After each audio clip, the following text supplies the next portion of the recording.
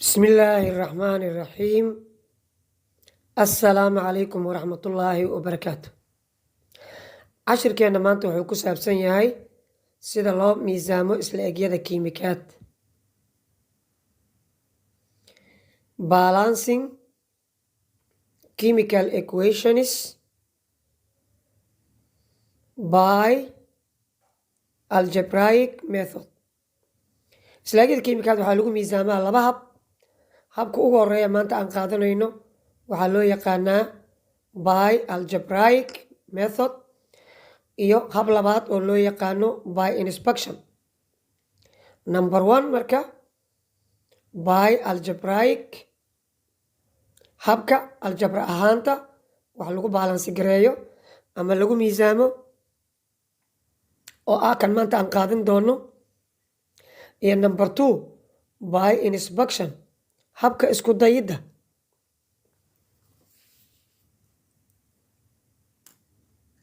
Okay, habkan by algebraic method la dhaho ama aljabrada la isticmaalayo always waxaa la isticmaalaa letters,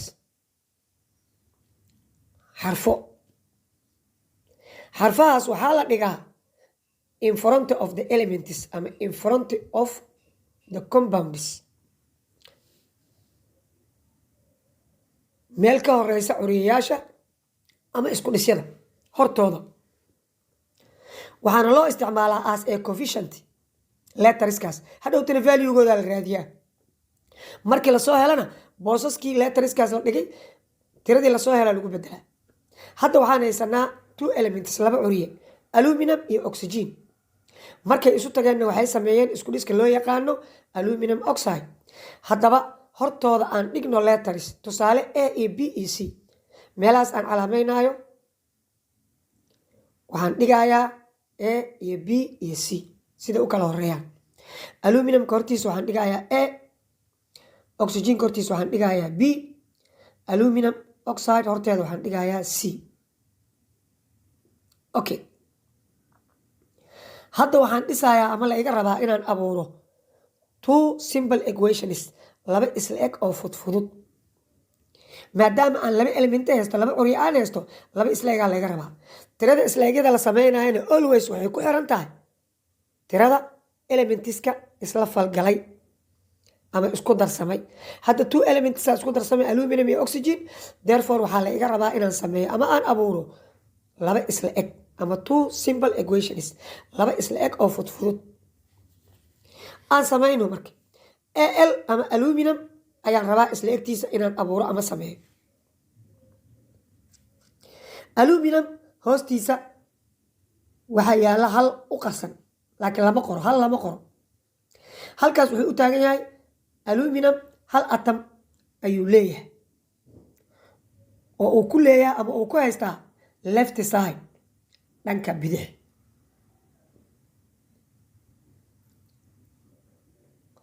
marka halkaas iyo eedaasaan isku dhufan doonaa. sidaas ayaan isla egti ku bilaabi doonaa dhismaheedii. 1 times a marka waa a.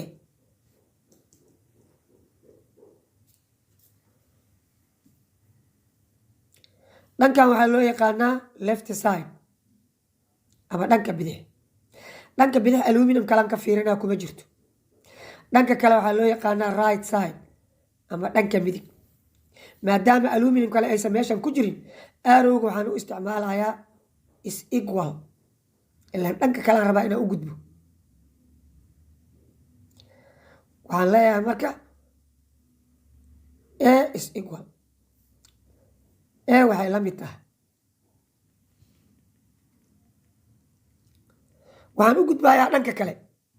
dhanka kale aluminum hoostiisa labaa taala, miinis laba atamo aluminum ayaa ku taala dhanka midig. isku dhufo marka 2 times c waa 2c. sidaas waxaan ku dhisay ama ku abuuray isla egtii koowaad. waxaan u bixinayaa isla eg number 1.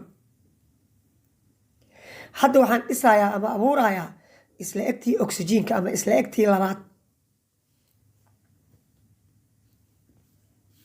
si aan u dhiso isla egtii labaad waxaan qorayaa o laba dhibcood, oxygen laba dhibcood. sidaa daay aan u qoray Al laba dhibcood. Hadda waxaan qorayaa haddana O laba dhibcood. Oxygen dhankan bidix ama left side hoostiisa labaa ku taala oxygenka. Therefore laba atom oo oxygen waa labo iyo B isku dhufanaa 2 times B. Laba ku dhufa B waa 2B. dhankan bidix ama left side oxygen kalma ku jiraa waa maya is equal dhaha. dhanka kale oxygenka saddexa ku hoostaala saddex atom oo oxygen uu ku haystaa dhanka midig ama right side isku dhufa marka 3 times C dheh waa 3C. sidaas waxaan ku abuuraa ama ku dhisay isla egtii labaad. hadda labadii isla eg waa noo dhisan yihiin. waxaan nala ka rabaa value-ga A, B iyo C. qiimaha A, qiimaha B iyo qiimaha C. labada isla eg midda fududaan fiirinaa. midda fudud ayaan soo qoranayaa hoos ku soo qorayaa. labadooda hadda midda kore ama midda koowaada fudud because ta labaad B-da labaa ka horeysa C-dana saddexa ka horeysa laakiin tan A-da hal lee ka horeeya oo aan la qorin C-dana labaa ka horeysa marka midda kore ayaa fudud iyadan soo qaadana marka hoosaan kusoo qorana. waxaan leeyahay A is equal to C hoosaan kusoo qoraa. maadaama iyada ay fududahayna eedana horteeda aysan tiro weyn oo ka duwan hal aysan ku oolinna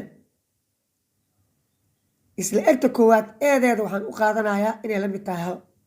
markasta waxaa la fiiriyaa leetarka hortiisa uu wanka yaallo asagaa loo qaataa hal.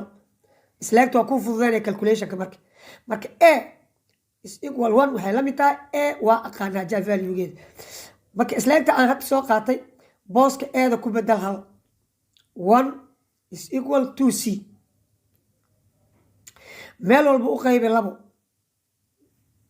labadan isku bixi isku cancel. C waxay la mid tahay half ama 1/2. C qiimaheedana waa soo saara. hadda waxaan raadinayaa qiimaha B. isla egta labaadaan soo qaadana 2B is equal 3C aan hoos ku soo qorana. booska C-dana waxaan ku bedelaa half 1/2 ayaan ku bedelanayaa booska C-da. okay 2B is equal 3 oo lagu dhuftay half.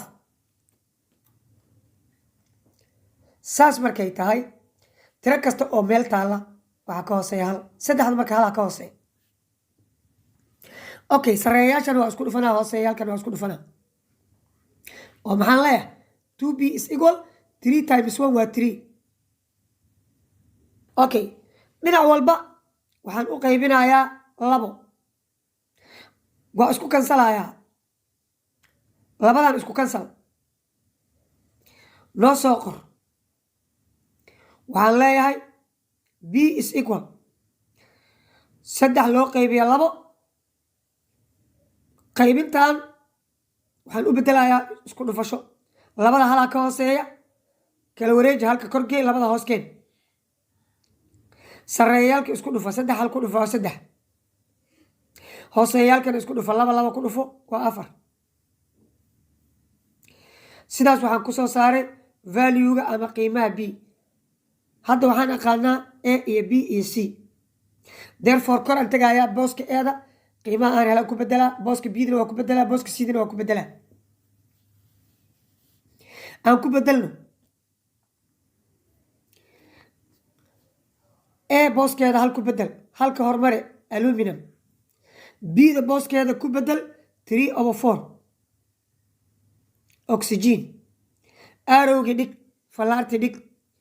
C-da horteeda waxaan dhigayaa half aluminum oxide.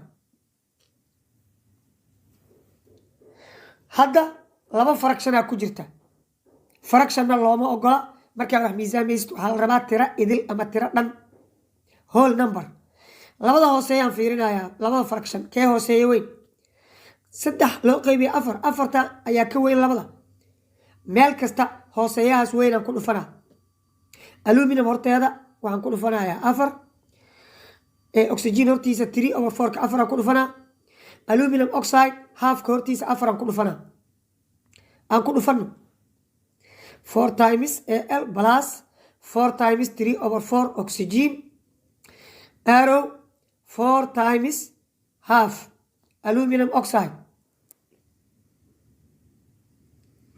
Okay, isku dhufo 4 times A waa 4 Al plus 4 iyo 4 isku cancel saddexaa soo baxday 3 oxygen arrowga qor kan laba u qaybi afartan laba u qaybi labaa soo hartay 2 aluminum oxide isla egteennii qaabkaas ayay ku baalansi garaysan tahay ama ku miisaaman tahay. hadda waxaan samaynaynaa checking ama hubin.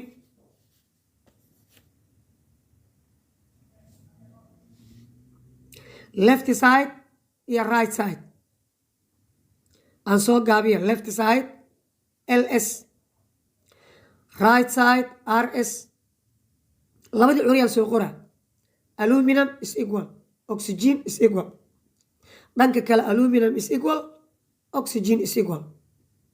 dhankan aluminum haddaysan hoostiisa wax ku qornayn haa ku qornaa ku dhah haddaayo kora kuugu soo sheegay.